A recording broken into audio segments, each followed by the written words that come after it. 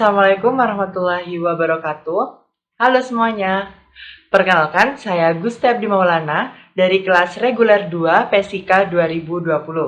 Di sini saya akan menjelaskan bagaimana cara pemasangan IV kateter dan juga pemberian cairan IV. Untuk tujuan dari terapi intravena sendiri yaitu ada dua. Yang pertama, maintenance terapi, di mana hal ini digunakan untuk memenuhi kebutuhan nutrisi dan juga cairan harian pasien dengan intake oral yang buruk, serta pasien persiapan operasi dan pasien postoperasi. Dan yang kedua yaitu replacement terapi, di mana digunakan untuk kondisi ketidakseimbangan cairan, misalnya dehidrasi, pendarahan, trauma, muntah, diare, kulit kering, nasogastric suction, dan pasien luka bakar.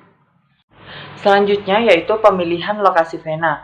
Yang pertama, gunakan vena distal terlebih dahulu. Kemudian gunakan lengan pasien yang tidak domain jika mungkin. Kemudian yang ketiga, pilih vena di atas area refleksi. Yang keempat, pilih vena yang cukup besar untuk memungkinkan aliran darah yang adekuat ke dalam kateter. Yang kelima, palpasi vena untuk menentukan kondisinya. Selalu pilih vena yang lunak, penuh, dan tidak tersumbat. Yang keenam, pastikan lokasi yang dipilih tidak mengganggu aktivitas. Dan yang terakhir, pilih lokasi yang tidak akan mempengaruhi pembedahan atau prosedur yang direncanakan.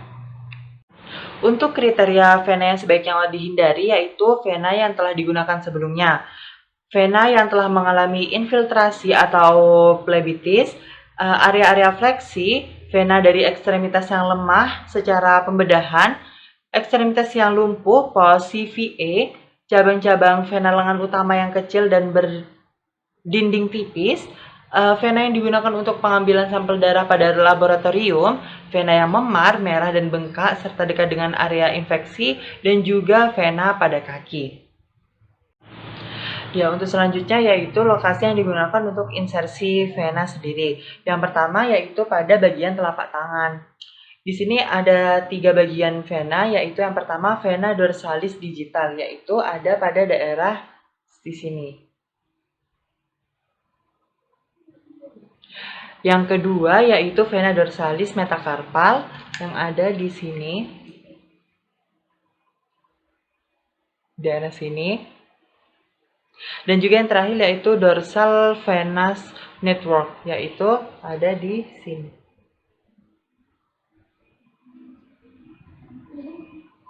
Ya, untuk selanjutnya adalah daerah pada tangan, yaitu lengan. Yang pertama yaitu ada vena cephalica yang berada di daerah sini. Di sini. Dan juga yang kedua vena mediana cubiti yang ada di daerah sini.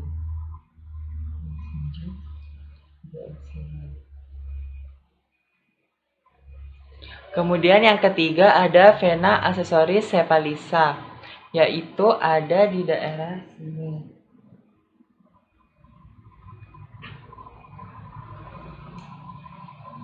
Di daerah sini.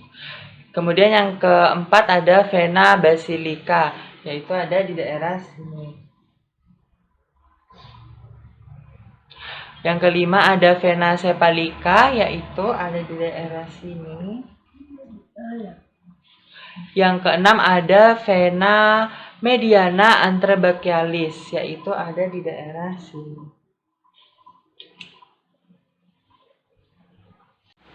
Nah, untuk alat dan bahan sendiri yaitu ada alas perlak, tourniquet, standar infus, cairan IV yang tepat, vena kateter, infus set, swab antiseptik, sarung tangan bersih, sarung tangan steril, plester non-alergik, kasa steril, balutan transparan, bengkok, gunting, dan juga bak instrumen. Sebelum kita melanjutkan ke prosedur tindakan, maka kita harus mengetahui prinsip bersih dan juga prinsip steril. Prinsip bersih yaitu dilakukan setelah perawat melakukan persiapan kepada pasien dengan menanyakan identitas, kemudian menyiapkan tempat dan juga kenyamanan dari pasien tersebut. Dan juga prinsip bersih ini menggunakan teknik hand wash atau hand rub, dan nantinya juga akan menggunakan sarung tangan bersih. Nah, ketika kita menyiapkan alat dan juga bahan dari menyiapkan cairan, maka kita menggunakan sarung tangan bersih. Dan untuk prinsip yang kedua yaitu prinsip steril, di mana prinsip steril ini dilakukan ketika akan melakukan tindakan prosedur, yaitu pada saat akan memasang kateter IV-nya. Dan juga pada prinsip steril ini digunakan teknik hand wash atau hand rub dan menggunakan sarung tangan steril. Assalamualaikum, selamat pagi adik. Selamat pagi. Ya, bagaimana kabarnya hari ini? Baik. Ya, alhamdulillah. Perkenalkan, saya Nurse Gusti Abdi Maulana. Adik bisa memanggil saya dengan Nurse Gusti. Saya yang akan menjaga bangsal ini dari pukul 7 sampai pukul 2 siang nanti. Nanti jika adik ada masalah, dapat menghubungi saya ya di ruang perawat nanti. Ya, sebelumnya, apakah saya boleh melihat gelang identitas adik? Ya. Nah, baik. Untuk namanya, atas nama siapa? Akil Firman Maulana. Baik, untuk tanggal lahirnya? 20 Juni 2007. Oh ya, benar. Sudah sesuai dengan identitasnya adik Akil. Jadi hari ini saya akan melakukan tindakan pemasangan intravena untuk memasukkan obat dan cairan ke dalam tubuh adik melalui infus. Nah, baik, setelah ini saya akan melakukan pemasangan intravenanya kurang lebih 10-15 menit. Nanti saat pemasangan intravena akan terasa nyeri sedikit, tapi adik Akil jangan khawatir, nyerinya ini tidak akan berlangsung lama. Dan pada saat pemasangan intravena nanti, adik dapat melakukan tarik nafas dalam sehingga dapat rileks adik Akil. Apakah adik Akil bersedia? Ya, bersedia. Baik, saya akan menyiapkan cairannya terlebih dahulu kurang lebih 5 menit. Nanti saya akan segera kembali. Permisi. Untuk tahap yang pertama, setelah melakukan persiapan pasien, maka perawat harus mencuci tangan terlebih dahulu dengan teknik hand wash atau juga hand rub, dengan memperhatikan prinsip yang benar untuk menghindari kontaminasi dari bakteri maupun kuman. Setelah itu, gunakan sarung tangan bersih, cek cairan infus sesuai dengan program terapi klien, dekatkan cairan infus, buka dan pilih infus set yang tepat yang sesuai dengan kebutuhan pasien, bisa makro, mikro, atau transfusi set. Kemudian kencangkan roller cam dan atur letaknya untuk memudahkan perawat mengatur tetesan infus serta jaga sterilisasi ujung spike infus. Kemudian buka penutup di bagian insertion spike.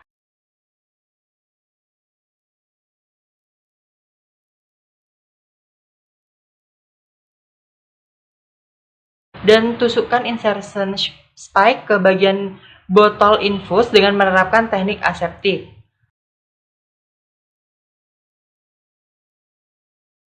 Taruh botol infus yang terpasang set infus di tiang infus, dekatkan ke arah klien.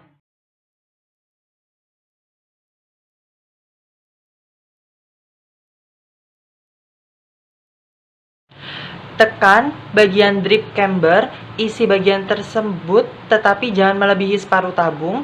Longgarkan roll clamp perlahan sampai seluruh selang infus set terisi cairan infus. Pastikan tidak terdapat gelembung udara di sepanjang selang infus. Dan yang terakhir, setelah cairan infus sampai di ujung selang, kunci kembali roller clamp dan cairan infus siap untuk digunakan. Untuk evaluasi dan dokumentasi dari penyiapan cairan IV ini, yang pertama tidak terdapat gelembung udara di sepanjang selang infus set. Pastikan tanggal dan waktu pemasangan. Yang ketiga, jenis dan volume cairan infus. Dan yang terakhir, jumlah tetesan per menit. Ya, untuk prosedur selanjutnya yaitu pemasangan kateter IV. Karena di video yang saya review ini masih belum ada tahap mencuci tangan, maka tahap pertama yang dilakukan sebelum memasang kateter intravena sendiri yaitu mencuci tangan menggunakan teknik hand wash atau hand rub. Kemudian, perawat bisa mendekatkan alat kepada klien, misal kasus steril, Teflon atau Abocat, alkohol swab, yang nantinya dimasukkan ke dalam bak instrumen. Kemudian, gunakan sarung tangan bersih. Untuk tahap selanjutnya yaitu menggunakan tourniquet untuk membendung aliran vena. Sebelumnya dalam video review yang saya pakai ini sudah dipasang alas perlak di bawah tangan. Kemudian pasang tourniquet di atas area yang akan ditusuk sekitar 10 cm. Tentukan area yang akan ditusuk, kemudian pilih vena yang besar dan lurus, telusuri dari bagian distal ke proksimal. Tahap selanjutnya yaitu melepas sarung tangan bersih. Di dalam video review yang saya pakai ini masih belum mengganti sarung tangan bersih ke sarung tangan steril.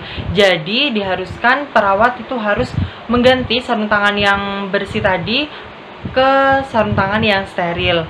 Kemudian gunakan sarung tangan steril. Lakukan desinfeksi pada area yang akan ditusuk menggunakan kapas alkohol, desinfeksi secara sirkuler dari dalam keluar, kemudian fiksasi area penusukan dengan tangan yang non-dominan,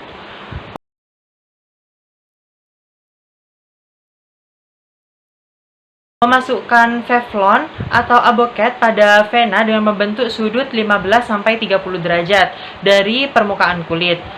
Jika menggunakan wing needle yaitu sekitar 20-300 dengan mata jarum yang menghadap ke atas. Ketika Teflon atau Abocat ini masuk ke dalam vena, lepas tourniquet dan dorong kanula masuk disertai penarikan jarum secara perlahan-lahan sampai pangkal kanul.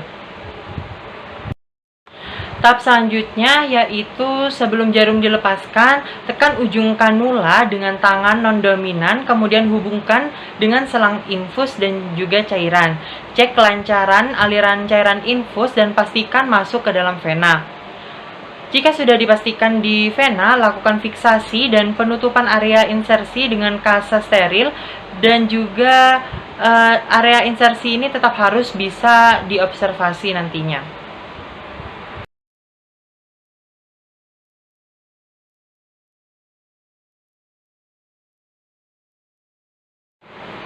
Evaluasi dan dokumentasi dari pemasangan kateter IV.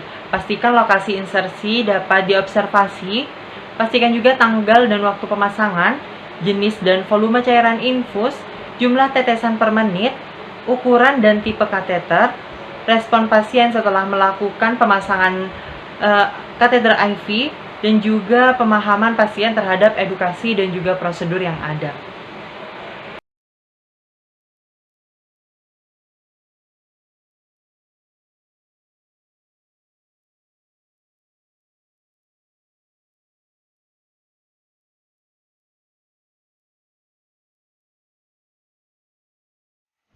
Nah, itulah bagaimana cara pemasangan kateter IV dan juga pemberian cairan IV yang tepat menurut SOP yang ada. Bagaimana, kalian sudah paham dong pastinya?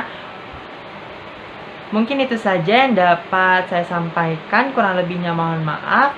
Terima kasih. Wassalamualaikum warahmatullahi wabarakatuh. See you.